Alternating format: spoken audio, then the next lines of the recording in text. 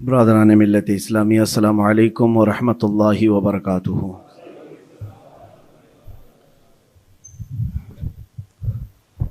الحمد للہ وکفا وسلام علی حبیبہ المصطفیٰ، اما بعد فاعوذ باللہ من الشیطان الرجیم، بسم اللہ الرحمن الرحیم۔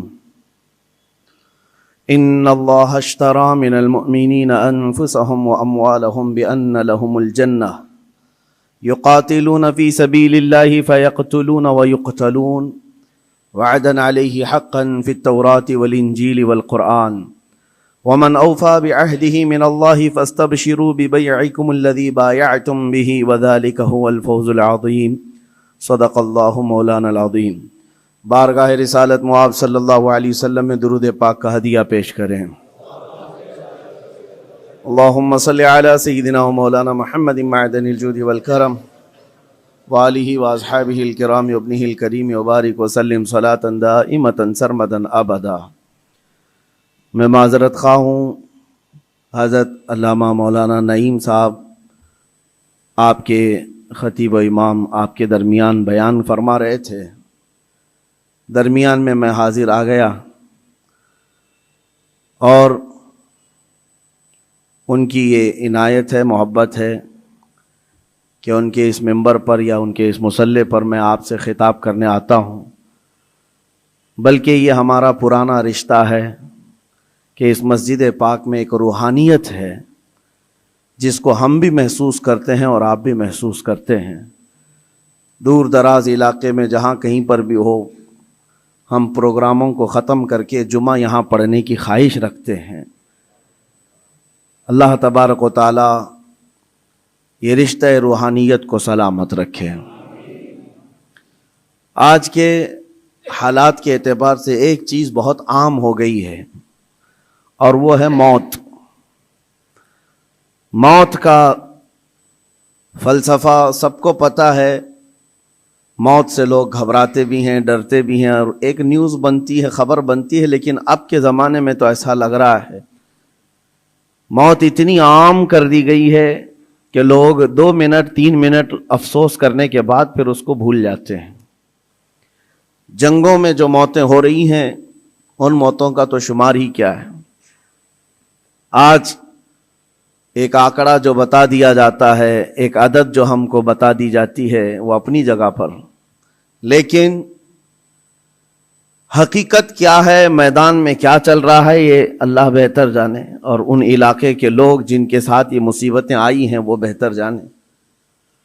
عزیزان گرامی وقار، پوری دنیا میں ظاہر سی بات ہے آج بھی سینسیٹیو لوگ موجود ہیں، حساس لوگ موجود ہیں جو موت کو کیا زخم کو بھی برا سمجھتے ہیں۔ ظلم کے طریقے سے مارا ہوا زخم، اس کی ہر آدمی نندا کرتا ہے، مخالفت کرتا ہے۔ موت تو بڑی چیز ہے، لیکن ہم نے دیکھا ہے کہ ایک جانور کے بچے کو بھی اگر کوئی مارے تو آج جانوروں کے رائٹس کے، ان کے حقوق کی تنظیمیں موجود ہیں جو ان کی حفاظت کے لیے آگے بڑھتے ہیں اور پھر آواز اٹھاتے ہیں۔ بلکہ آپ اگر کسی جانور کو مارتے ہوئے دیکھے گئے تو یہ تنظیمیں آپ کو جیل تک پہنچا سکتی ہیں۔ ان کے حقوق کی آواز اٹھانے والے بھی موجود ہیں، بلکہ انوائرمنٹ کے لیے بھی تنظیمیں موجود ہیں۔ درخت کو کاٹنے نہیں دیا جاتا کہ اگر پیڑ پودے بھی کوئی کاٹ رہا ہے تو اس کے لیے بھی سخت قانون ہے، بلا وجہ اگر کوئی کاٹ رہا ہے تو اس کو جیل بھی ہو سکتی ہے، اس کا ریپلیسمنٹ چاہتی ہے دنیا۔ پیڑ پودے پتے اور جانوروں کو کاٹنے کے لیے بھی منع کیا گیا اور ان کی حفاظت کے لیے تنظیمیں موجود ہیں۔ تو پھر انسانوں کی زندگیوں کی حفاظت کے لیے بھی آلریڈی موجود ہیں، ایسا نہیں ہے، لیکن دوہرا معیار ہے پوری دنیا میں۔ عام انسان جس کا تعلق اسلام سے نہیں ہے وہ مرے تو پوری دنیا چیخ اٹھتی ہے، اس کے موت کے لیے آواز اٹھاتی ہے، اس کے انصاف کی بات کرتی ہے۔ لیکن اسی دنیا کا دوہرا معیار یہ ہے کہ مسلمان بچے قتل ہو جائیں، مارے جائیں، تو پھر اس کے لیے وہ ایسا پیش کرتے ہیں جیسے ان کو سانپ سونگھ گیا ہو، کوئی رحم نام کا جذبہ ہی نہیں رہ گیا۔ کسی کے دل کے اندر سے یہ ہوک اٹھتی ہوئی نہیں دکھائی دیتی کہ کم از کم اسلام دشمنی اور سب چیزوں کو بالائے طاق رکھ کر کے انسانیت کے نام پر کوئی بات کرتا کہ 6 ماہ کے بچوں کا کیا قصور ہوتا ہے، 1 سال کے بچے دودھ پیتے بچوں کا کیا قصور ہوتا ہے، ان لوگوں کو جس طرح سے تہ تہ کر دیا گیا، مار کر ختم کر دیا گیا۔ عزیزان گرامی وقار، یہ پوری دنیا میں آج جو چل رہا ہے اس پر میں کچھ باتیں عرض کرنا چاہتا ہوں۔ موت کسی بھی زمانے میں عام نہیں ہے، بلکہ ایک بڑا حادثہ سمجھا جاتا ہے اور اس کی نندا کی جاتی ہے، اس کی مخالفت کی جاتی ہے جو زبردستی کسی کا قتل کیا جائے۔ یہ اور بات ہے کہ دنیا طاقت کی پجاری ہے، دولت کی پجاری ہے، جس کے پاس زیادہ طاقت ہے، جس کے پاس زیادہ دولت ہے، لوگ اس کی حمایت میں کھڑے ہوتے ہیں۔ مظلوموں کے حق میں کھڑے ہونے والی جماعتیں بہت کم ہوتی ہیں۔ لیکن ان تمام معاملات سے ہٹ کر میں آپ سے گفتگو یہ کرنا چاہتا ہوں، جتنی بھی اسلام پر موتیں ہو رہی ہیں، ظلماً قتل کیے جا رہے ہیں، ایک بات یاد رکھو، اسلامی ایک جذبہ موجود ہے ہمارے ہاں، وہ شہادت کی موت پا رہے ہیں۔ شہادت ایک درجہ ہے، اور جب یہ چیز آپ کے تصور میں آ جائے تو میرے عزیزو ہم بھی یہ محسوس کریں گے کہ اللہ کریم ہم سب کو شہادت کی موت نصیب فرمائے، کیونکہ شہادت ایک مقام کا نام ہے، ایک مرتبے کا نام ہے۔ جو شہید ہوتا ہے اسلام میں اس کا بڑا رتبہ ہے۔ نبی پاک صلی اللہ تعالی علیہ وسلم نے تو فرمایا، نبیوں اور شہیدوں کے درمیان صرف 1 درجے کا فرق ہے، 1 درجے کا فرق ہے۔ جو شہید ہوتا ہے وہ اللہ تبارک و تعالیٰ کی جنت میں اسی مقام پر ہوتا ہے جہاں اللہ کے نبی ہیں۔ انبیاء کرام علیہ السلام کا جو جنت میں مقام ہوتا ہے اس سے 1 درجہ نیچے شہیدوں کا مقام ہے۔ شہداء اسلام، ان کی ایک عظیم تاریخ ہے، اور شہید کیوں کہا جاتا ہے اور شہید ہوتا کون ہے، یہ تھوڑی سی ڈیفینیشن معلوم ہونا چاہیے۔ شہید 3 قسم کا ہے، شہید حقیقی ہے، شہید فقہی ہے، شہید حکمی ہے۔ یعنی حقیقی شہید وہ ہے جو اللہ کی راہ میں کافروں کی طرف سے، دشمنوں کی طرف سے ظلماً قتل کر دیا گیا اور اس پر کوئی دیت واجب نہ ہوئی ہو، خون بہا اس کا نہ دینا پڑا ہو، اس طرح کے جو شہید ہے اللہ کی راہ میں مارا گیا وہ حقیقی شہید ہے، جس کی فضیلت میں قرآن میں اللہ نے فرمایا وَلَا تَقُولُوا لِمَنْ يُقْتَلُ فِي سَبِيلِ اللَّهِ أَمْوَاتٌ بَلْ أَحْيَاءٌ وَلَكِنْ لَا تَشْعُرُونَ۔ جو اللہ کی راہ میں مارے جائیں انہیں مردہ مت کہو، وہ زندہ ہیں، تمہیں اس کا شعور نہیں۔ اللہ قرآن میں فرماتا ہے وَلَا تَحْسَبَنَّ الَّذِينَ قُتِلُوا فِي سَبِيلِ اللَّهِ أَمْوَاتًا بَلْ أَحْيَاءٌ عِنْدَ رَبِّهِمْ يُرْزَقُونَ۔ جو اللہ کی راہ میں قتل کیے گئے ان کو مردہ گمان بھی مت کرو، وہ اللہ کی بارگاہ میں زندہ ہے اور انہیں رزق بھی دیا جاتا ہے۔ یہ شہیدوں کے متعلق قرآن کی صاف 2 آیتیں موجود ہیں، یہ شہید حقیقی کے بارے میں۔ ویسے شہید حکمی بھی ہے، 7 قسم کے الگ الگ ہیں، جیسے نبی کریم صلی اللہ تعالی علیہ وسلم نے فرمایا دیوار کے نیچے دب کر کے کوئی مر گیا، آگ میں جل کر کے کوئی مر گیا، پانی میں ڈوب کر کوئی مر گیا، خودکشی کی بات نہیں، حادثے سے، خود جلا کر کے مرا ہے، خود پانی میں کود کے مرا ہے، اس کے لیے نہیں، حادثے سے آگ میں جل کر مر گیا، یا پھر پانی میں غرق ہو گیا، یا پھر کسی بڑے حادثے میں، یا نیمونیا کی بیماری جس کو ذات الجنب کہا جاتا ہے، اس میں اگر کسی کا انتقال ہو گیا، یا پیٹ کے درد میں کوئی انتقال کر گیا، یا وہ عورت جو بچہ ہونے کے وقت انتقال کر گئی، ان سب کو شہید کا درجہ دیا جا رہا ہے۔ یہ شہید حکمی ہیں، یعنی حقیقی شہید کا مقام ایک الگ ہے، لیکن ان کو حکمن شہید کہا جاتا ہے اسلامی اعتبار سے۔ لیکن جو حقیقی شہید ہے اس کے لیے میں اس لیے آج اس موضوع کو چھیڑ رہا ہوں کہ دیکھ دیکھ کر کے ہم تھک چکے، چھوٹے سے بچوں کے زخم ہماری نیند خراب کر دیتے ہیں، ان کی چیخیں ہمارے چین کو اڑا دیتی ہیں۔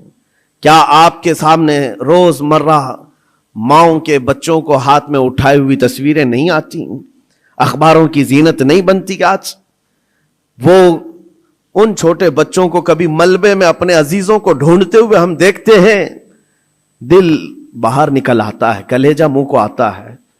جس کا گھر تباہ کر دیا گیا، توڑ پھوڑ کر دیا گیا ہے، وہ ننھی ننھی انگلیوں سے ملبہ ہٹا کر کے اپنے عزیزوں کی لاشیں ڈھونڈ رہے ہیں۔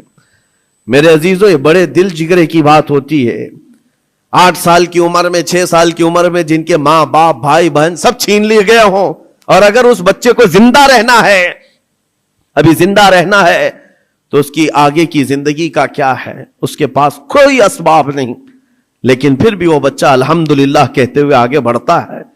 یہ حالات دیکھ کر کے اور پھر میرا جسم اس وقت رونگٹے کھڑے کر دیا, اور اس وقت ہمارے جسم میں کپ کپی طاری ہوئی جب ہم نے لاشوں کی انبار کو دیکھا, اور بڑے بڑے جوانوں کے نہیں, چھوٹے چھوٹے بچوں کی لاشیں لائن سے لگائی گئی ہیں, تقریباً 50 یا 60 بچے, اور مائیں اس میں اپنا بچہ ڈھونڈنے کے لیے چادر ہٹا ہٹا کر کے دیکھ رہی ہوں. ایسے لگتا ہے جیسے ہم اسکول بھیجتے ہیں اپنے بچوں کو اور بھیڑ میں اپنے بچوں کو تلاش کر رہے ہوتے ہیں, اور وہ میتوں میں اپنے بچوں کو ڈھونڈ رہی ہیں, ہاتھ میں دستی یا رومال لیے ہوئے. جب اپنا بچہ مل جائے, ماں اس کے بچے کا خون صاف کرتی ہے چہرے سے. وہ درد و کرب کیا ہوتا ہے ایک ماں سمجھ سکتی ہے, ایک باپ سمجھ سکتا ہے, جس کے گھر اولاد ہے وہ سمجھ سکتے ہیں. لیکن یہ درد جو بچوں کا دیکھا ہم نے, کسی کا ہاتھ کٹا, کسی کا پیٹ پھٹا, کسی کا سر پھٹا, لیکن ان تمام چیزوں کو دیکھ کر جب رونگٹے کھڑے ہوتے, پھر میں نے پڑھنا شروع کیا. اس بات پر آ کر کے پھر دل مطمئن ہوا. میرے نبی پاک صلی اللہ علیہ وسلم نے فرمایا, جو اللہ کی راہ میں شہید ہوتا ہے, تم کیا سمجھتے ہو اس کو درد بہت زیادہ دیا جاتا ہے؟ اس کو جب قتل کرتے ہیں ظالم اور کافر, اس کو جس طرح سے مارا جاتا ہے, ٹکڑوں میں بدل دیا جاتا ہے, تمہیں کیا لگتا ہے بہت تکلیفیں ہوتی ہیں؟ میرے آقا صلی اللہ علیہ وسلم فرماتے ہیں, شہید کو اتنی تکلیف بھی نہیں ہوتی جتنا تمہیں چونٹی کاٹنے سے ہوتی ہے. اس کو اتنا درد بھی نہیں دیا جاتا. وہ اللہ رب العزت کی بارگاہ میں مامون ہے, اسے دنیا کے درد سے آزاد کر دیا جاتا ہے. چونٹی کاٹنے پر جو تکلیف ہوتی ہے زندوں کو, میرے آقا فرماتے ہیں اتنی تکلیف بھی شہید کو نہیں دی جاتی اس کے مرنے کے وقت, اس کی موت کے وقت, کیونکہ وہ اللہ کریم کے وعدے پر اتر آیا ہے. میں نے قرآن کی آیت جو پڑھی سب سے پہلے, رب تعالیٰ فرماتا ہے ان اللہ اشترى من المؤمنین انفسهم واموالهم بان لهم الجنہ. اللہ تعالیٰ نے بندوں کے ساتھ ایک سودا فرمایا, ایک سودا کیا. کیا ہے؟ رب فرماتا ہے اللہ نے مومنوں سے ان کی جان اور ان کے مال کے بدلے انہیں جنت بیچ دیا. یعنی خریدار ہیں یہ شہید, اللہ رب العزت کی جنت کے خریدار ہیں, لیکن بدلے میں قیمت انہوں نے کیا دی ہے؟ اپنی جان دی ہے. اللہ کریم کی بارگاہ میں اپنی جان پیش کر کے اس وعدے کو حاصل کیا ہے. یقیناً میرے عزیزو, رب تبارک و تعالیٰ کے وعدے کو حاصل کرنے والی یہ جماعت شہیدوں کی یہ عام لوگوں میں نہیں ہوتی, عام انسانوں میں نہیں ہے. یہ مقام کا اس کی عظمت جسے پتہ چل جائے اس کے دل سے خوف خطر ختم ہو جائے. میرے آقا صلی اللہ تعالی علیہ وسلم فرماتے ہیں جنت میں سب چلے جائیں گے, جو جنتی ہوں گے قیامت کے دن, جن ایمان والوں کو جنت میں جانے کی بشارت ہوگی وہ جنت میں جا چکے ہوں گے.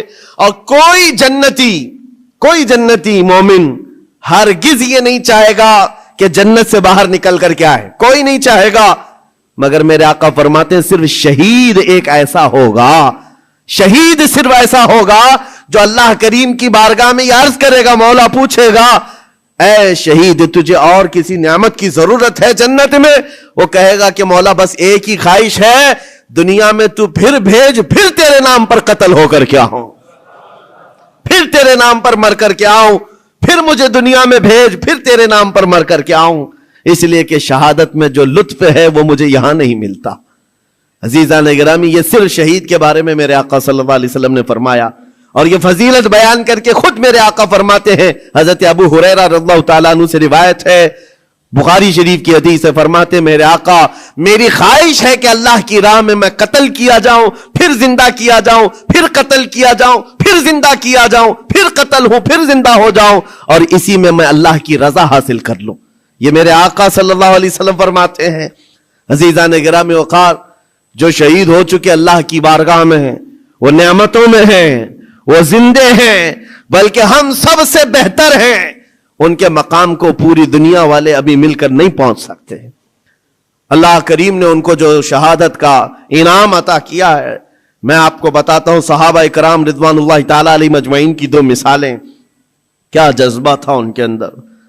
جب میرے آقا صلی اللہ تعالی علیہ وسلم احد کے میدان کی طرف روانہ ہو رہے تھے تو ایک صحابی عمرو بن جموح رضی اللہ تعالیٰ عنہ، جن کے 4 بیٹے حضور کے ساتھ جا رہے ہیں جنگ میں، 4 بیٹے جا رہے ہیں.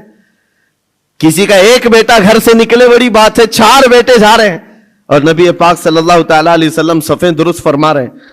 اور یہ صحابی حضرت عمرو بن جموح بوڑھے تھے اور لنگڑے بھی تھے، پیر میں عذر تھا. حضور پاک صلی اللہ تعالیٰ علیہ وسلم کی بارگاہ میں آئے، کہا یا رسول اللہ میری خواہش ہے میں بھی آپ کے ساتھ حاضر ہو جاؤں. بچے مجھے جانے نہیں دینا چاہتے ہیں. 4 بیٹوں نے زبردستی باپ کو گھر میں بٹھایا تھا، ابا آپ نہیں جائیں گے، ہم جائیں گے رسول اللہ کے ساتھ.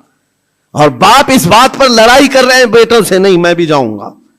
حضور پاک صلی اللہ تعالیٰ علیہ وسلم کے پاس آ کر ایسے درد بھرے انداز میں انہوں نے کہا تھا، میرے آقا صلی اللہ علیہ وسلم نے انکار نہیں فرمایا، کہا کہ ٹھیک ہے آپ بھی چلیں. پہلے حضور نے فرمایا آپ کے تو 4 بیٹے شریک ہیں، آپ کے 4 بیٹے شریک ہیں، آپ گھر میں رہ جائیں. حضور پاک صلی اللہ علیہ وسلم نے جب یہ فرمایا تو وہ کیا کہنے لگے، آواز نکال کر رونے لگے. کہا تف ہے میرے بڑھاپے کو، میرے بڑھاپے نے مجھے نبی سے دور کر دیا. جوان ہوتا میرے بیٹوں کی طرح تو میں بھی جاتا. حضور پاک نے فرمایا نہیں آپ بھی جا سکتے ہیں. لنگڑا پیر تھا. حضور نے فرمایا کیسے چلو گے، دقت ہوگی، تکلیف ہوگی.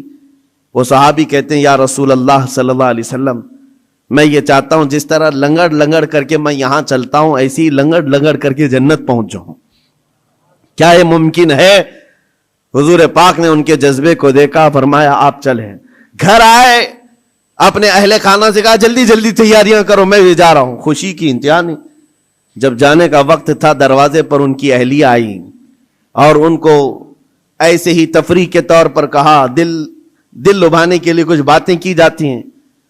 بیوی نے ایسے ہی کہا عمرو بن جموح تم تو جا رہے ہو، مجھے لگتا ہے تم بھاگ کر کے آ جاؤ گے.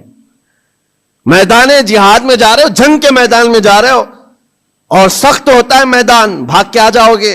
بیوی کا یہ صرف تانا سنا تو گرج کر کے کہنے لگے سنو خبردار، اور اللہ کی بارگاہ میں ہاتھ اٹھایا، اللہم ارزقنی شہادتا فی سبیلک ولا تردنی الی اہلی خائبا. یا اللہ، اے اللہ تو اپنے راستے میں مجھے شہادت دے دے اور کبھی بھی زندگی میں مجھے میرے گھر واپس مت لوٹا، گھر واپس مت لوٹا.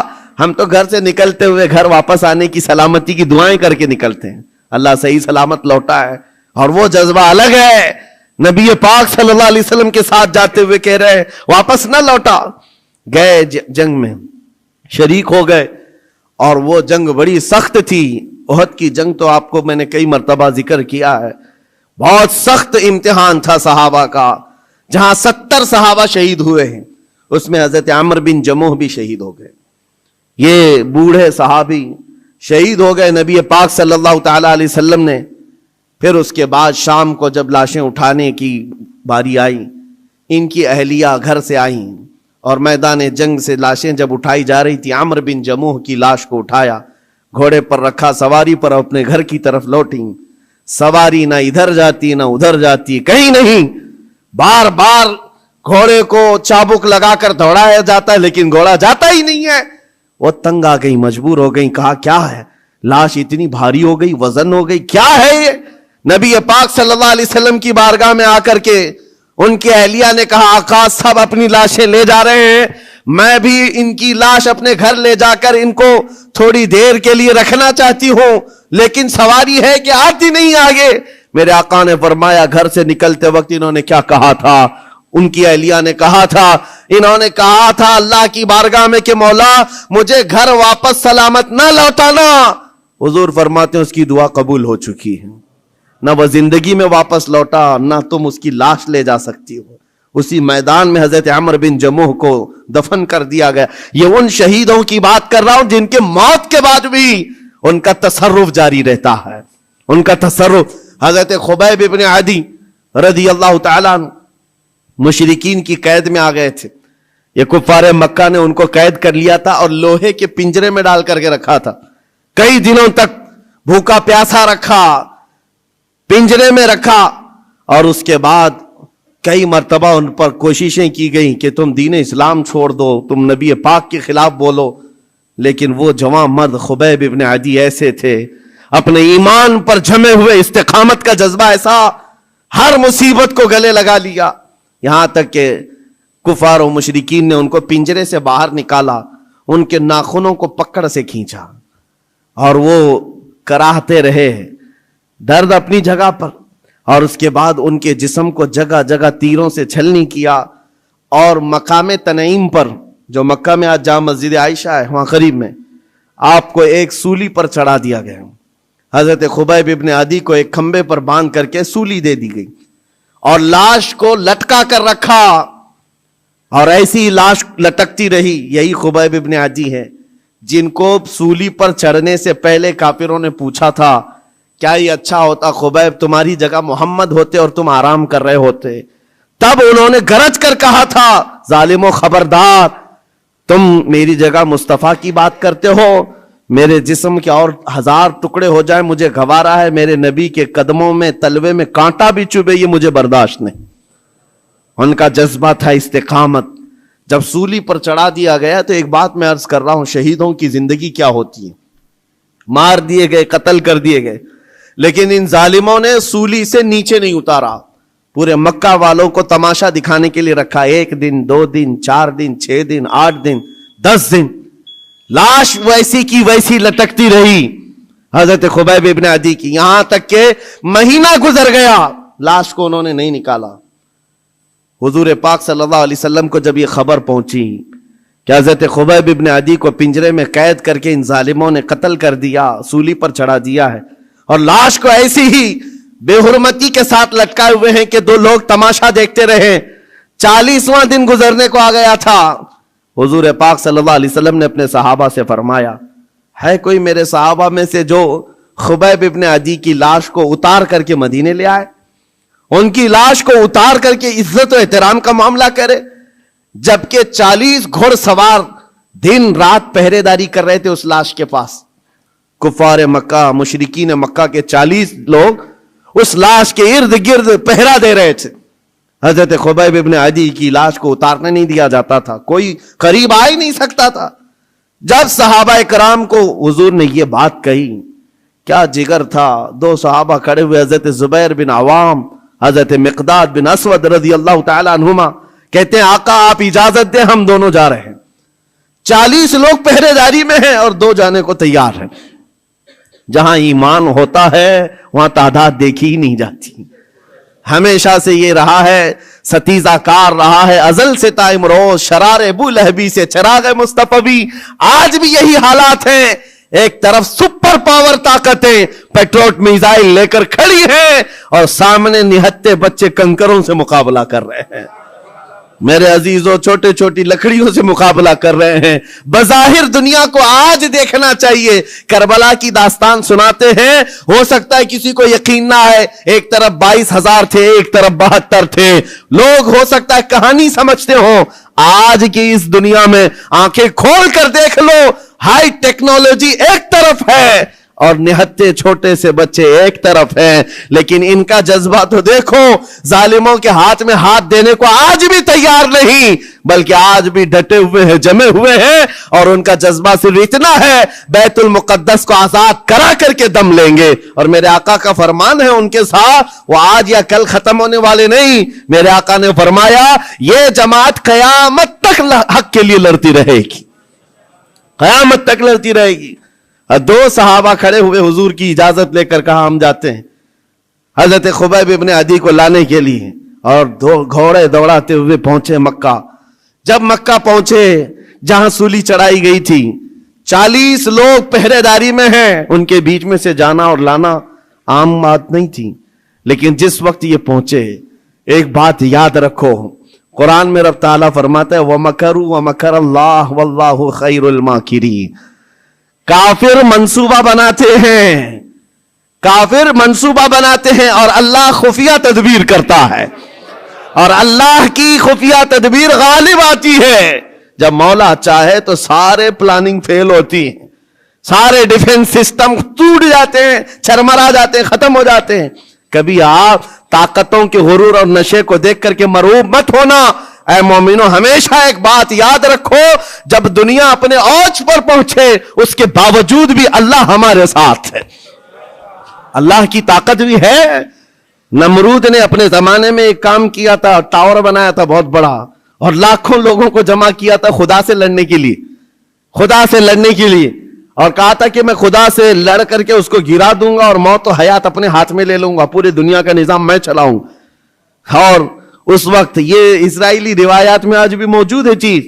اللہ تبارک تعالیٰ نے اپنے فرشتوں میں سے ایک فرشتے کو بھیجا، کروڑوں اربوں فرشتے ہیں اللہ کے، ایک فرشتے کو بھیجا کہ جاؤ دیکھو دنیا میں کیا معاملہ ہے، میرا ایک بندہ مجھ سے لڑنے کے لیے تیاریاں کر رہا ہے. وہ فرشتہ زمین پر آیا، صرف اپنا پر ہلایا، سارا کا سارا دھنس گیا، سب زمین بوس ہو گئے، جتنی فوج تھی ہلاک ہو گئی، کیڑے پڑ گئے اور وہ بھی ختم. میرے عزیزو، رب تبارک و تعالیٰ کی طاقت و قوت کو کوئی پہنچ سکتا ہے؟ ایک فرشتے کو بھیجے، فرشتہ عذاب لا سکتا ہے.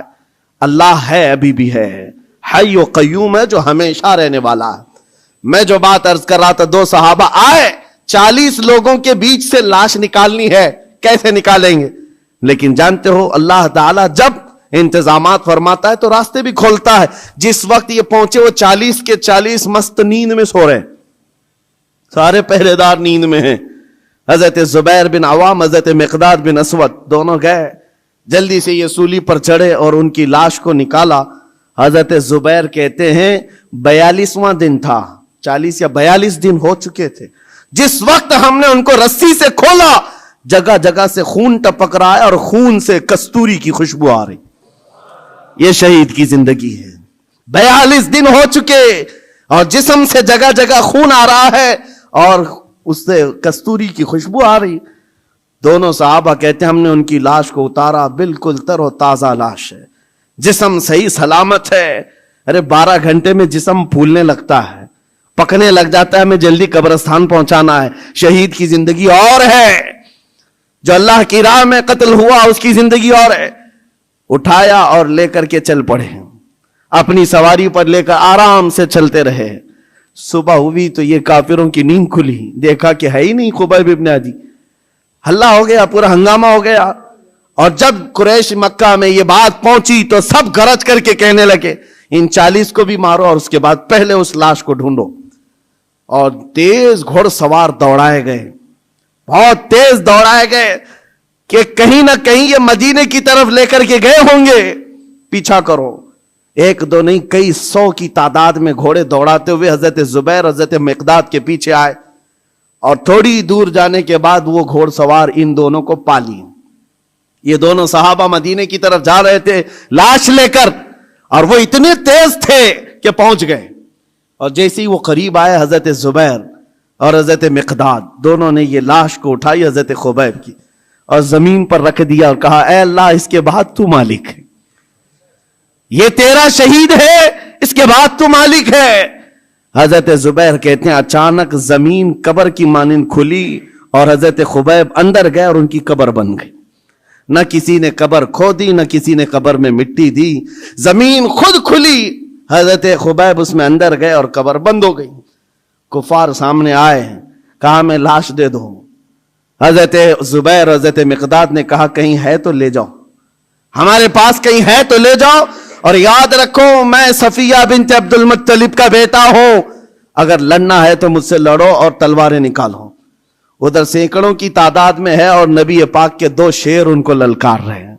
تاریخ میں موجود ہے ایک بھی ظالم سامنے نہیں آیا، تلواریں نیچے کی اور مکہ واپس لوٹ گئے. اعلان ہوا کہ خبیب ابن عدی کو سب جگہ ڈھونڈ لیا گیا، کہیں پر ان کی لاش نہیں ملی ہے. یہ دونوں صحابہ حضور کی بارگاہ میں آئے، عرض کیا آقا یہ ماجرا ہوا ہے. میرے آقا نے کہا وہ بلیع الارض ہے، زمین کا لقمہ ہے، زمین نے ان کو اپنی گود میں چھپایا ہوا ہے، اور یہ شہیدوں کی زندگی ہے. زمین تو زمین ہے، آسمان بھی خواہش کر رہا تھا کہ خبیب میرے پاس آ جائے. زمین چاہتی ہے میرے پاس آ جائے، آسمان چاہتا ہے کہ میرے پاس آ جائے. شہیدوں کی زندگی عام نہیں ہے میرے عزیز. و حدیث پاک میں ہے قیامت کے دن صرف شہیدوں کی جماعت ایسی ہوگی جس حال میں وہ آئیں گے ان کے جسم سے خون کا فوارہ جاری ہوگا. جو شہید قیامت کے دن آئیں گے ان کے جسم پر خون کا فوارہ ہوگا، جگہ جگہ سے خون نکل رہا ہوگا، لیکن حضور یہ بھی فرماتے ہیں دنیا کا خون ہے جو بدبو کرتا ہے، شہیدوں کا خون قیامت کے دن مشک و عنبر کی خوشبو پھیلا رہا ہوگا، مشک و عنبر کی خوشبوئیں دے رہا ہوگا، اور یہاں تک کہ وہ اتنی تیز جنت کے دروازے پر جائیں گے جتنی تیز کوئی نہیں۔ نبیوں کے بعد سب سے پہلے لوگ ان کو دیکھ کر پوچھیں گے یہ کون ہے جو جنت کے دروازے پر سب سے پہلے پہنچے ہوئے ہیں؟ فرماتے ہیں میرے آقا، فرشتے اعلان کریں گے یہ اللہ کی راہ میں قتل ہونے والے وہ شہید ہیں جو یہاں دنیا میں مرے تھے تو ایک آن کے لیے، اور اس کے بعد زندہ کر دیے گئے اور ابھی تک ان کو رزق بھی دیا جاتا ہے۔ عزیزان گرامی وقار، یہ باتیں اسی لیے مجھے بتانا ضروری ہے کہ مسلمانوں کو ایسا لگتا ہے شہادت کا کانسیپٹ ختم ہو گیا، وہ زمانے میں تھا۔ آج حیرت کی بات ہے، ایک علاقے میں گیا تھا اور کان میں آ کر کے ٹرسٹی صاحب نے مجھ سے کہا کہ حضرت شہادت کے بارے میں کچھ نہ بولیں، ان کو ایسا لگا کہ ان کا بیٹا چلا جائے گا۔ ہم نے پورا بیان اسی پر کیا، کہا کہ یہ اسلام ہے، یہ اسلام ہے، اس سے کہاں تک بھاگو گے؟ ہم نبی پاک صلی اللہ علیہ وسلم کی وہ پاکیزہ سیرت بیان کر رہے ہیں۔ ارے شہادت کیا آپ سمجھتے ہو تم نکلو گے تو مل جائے گی؟ شہادت اللہ کی نعمت ہے، وہ جسے چاہتا عطا کرتا ہے۔ ہماری حیثیت کیا ہے؟ ہماری حیثیت کیا ہے؟ کیا پتا کون سے ہاسپٹل کے بستر پر پاؤں رگڑ رگڑ کر کے مرو گے، کہاں جا کر مرو گے؟ ہم ہیں حضرت عمر فاروق دعا کرتے تھے امیر المومنین، اللہم ارزقنا شہادتا فی سبیلک و موتا فی بلد نبیک، اے اللہ تو اپنے راستے میں مجھے شہادت دے دے اور تیرے نبی کے شہر میں موت عطا کر دے۔ آج لوگ یہ خالی سمجھتے ہیں ہاتھ اٹھا کر کے بولنے کا مطلب ہے، اور سننا بھی نہیں چاہتے اور بولنا بھی نہیں چاہتے اس موضوع پر۔ ان کو لگتا ہے اس موضوع پر بتایا جائے تو ہمیں دنیا آتنکواد کہے گی، ٹیررسٹ کہے گی۔ اس موضوع پر کلام کرنے کے بعد لوگ ہمارے بارے میں پتہ نہیں کیا کیا رکھیں گے۔ وہ جو سوچتے ہیں ہمیں فرق نہیں پڑتا، میرا یقین ہے میرا دین سچا ہے تو سر چڑھ کر کے بولیں گے۔ جب نبی پاک کی تعلیمات سچی ہیں تو علل اعلان کہی جائیں گی، اس میں چھپانے جیسی کوئی چیز ہے ہی نہیں۔ اسلام کوئی مجرم قوم کا نام نہیں، مسلمان کسی مجرم قوم کا نام نہیں ہے۔ ہماری تاریخ گواہ ہے ہم نے ظلم کبھی کیا نہیں ہے، لیکن ساتھ میں ہم یہ بھی کہتے ہیں ظالم کو اس کی کلائی پکڑنا بھی اسلام ہی سکھاتا ہے۔ ہم ظلم کرنے کی اجازت ہرگز نہیں دیتے، لیکن اس کا مطلب یہ نہیں ہے کہ ظالم کے خلاف بھی نہیں بولتے۔ ہم ظالم کے خلاف ہر زمانے میں بولتے رہیں گے۔ اللہ کریم ہمیں وہی زبان عطا کرے جو حق بولنے والی ہو، اور وہی کان عطا کرے جو حق سننے والے ہوں۔ اور اخیر میں یہی دعا کروں گا، آج غزہ کے فلسطین کے ان بچوں کے لیے میرے عزیزوں دل کشادہ رکھو کہ وہ اللہ کی بارگاہ میں شہید ہیں، اور ان کو تکلیف اتنی بھی نہیں ہوتی جتنا چونٹی کاٹنے کے برابر تکلیف ہوئی ہے۔ وہ اللہ کی نعمتوں میں مزے سے ہیں، اور رب تبارک و تعالیٰ کے انعامات و اکرامات میں ہیں۔ کیوں؟ اس لیے کہ ان کا امتحان لیا گیا، ان کی آزمائش ہوئی، اور وہ اپنے امتحان میں کھرے اترے تو رب تعالیٰ نے ان کے لیے کیا بشارت دی؟ میرے آقا فرماتے ہیں جنت کے 8 دروازے ہیں، 8 دروازے ہیں، لیکن میرے آقا فرماتے شہید جنت کے جس دروازے سے چاہے اسے داخلہ مل سکتا ہے، وہ جہاں سے چاہے جنت میں جائے، رب کی جنت اس کے لیے کشادہ ہے۔ مولا کریم ہم سب کی زندگیوں کو ایمان و عمل کے ساتھ عطا فرمائے، ایمان پر موت عطا فرمائے۔ مولا ہم سب کو شہادت کا جذبہ عطا فرمائے، ہم سب کو شہید کی موت عطا فرمائے۔ مولا قدیر و جبار احسن الخالقین ان مظلوموں پر جو آج ظلم ہو رہا ہے تو غیب سے ان کی مدد نازل فرما۔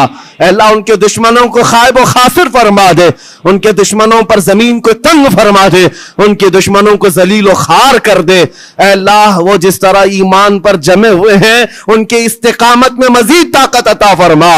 اے رب ذوالجلال ہم نے زندگیوں میں خوشیاں بہت دیکھی ہیں، ہماری خوشیاں ان بچوں میں تقسیم فرما دے، ان غریب مظلوموں میں ہماری خوشیاں بانٹ دے۔ اے اللہ ہماری دعاؤں کو حضور کے نالین کے صدقے قبول فرما۔ وصلی اللہ تعالی علی خیر خلق محمد وآلہ واصحابہ اجمعین، وآخر دعوانا الحمد للہ رب العالمین۔